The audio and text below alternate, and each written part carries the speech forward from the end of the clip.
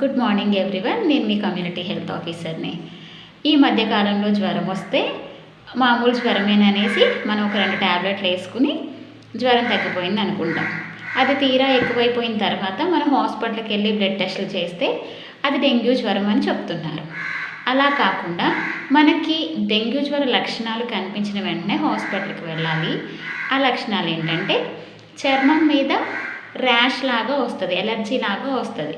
Dengue జ్వరం ఉంటే మనకి చర్మం మీద ర్యాష్ ఉంటుంది, వికారంగా ఉంటుంది, వాంతులు అవుతాయి, ఫ్రీక్వెంట్గా జ్వరం వస్తూ ఉంటుంది, తీవ్రమైన కండరాల నొప్పులు, ఎముకల నొప్పులు ఉంటాయి, సివియర్ జాయింట్ పెయిన్స్ ఉంటాయి, నీరసంగా ఉంటుంది, రెస్ట్లెస్గా ఉంటుంది, చిరాగ్గా ఉంటుంది, ఇవన్నీ ఉంటాయన్నమాట. ఇంకా డెంగ్యూ జ్వరం అనేది ఇంకా ఎక్కువగా ఉందనుకోండి, తీవ్రమైన కడుపు నొప్పి ఉంటుంది, పళ్ళ చిగుర్లు ఉంటాయి కదా, ఆ చిగుర్లు నుంచి బ్లీడీ గమ్స్ అనమాట. ఆ చిగుర్లు ఎలా కనిపిస్తాయి అంటే రక్తంతో నిండిపోయినట్టు కనిపిస్తాయి.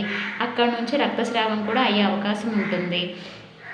ఇంకా ఏముంటాయి, ఆ ముక్కు నుంచి రక్తం కారడం అలాంటివి ఉంటాయన్నమాట. ఇటువంటి లక్షణాలు ఏమన్నా ఉంటే వెంటనే దగ్గరలో ఉన్న ఆరోగ్య కేంద్రానికి వెళ్ళి మీ ఇబ్బందిని తెలపాలి.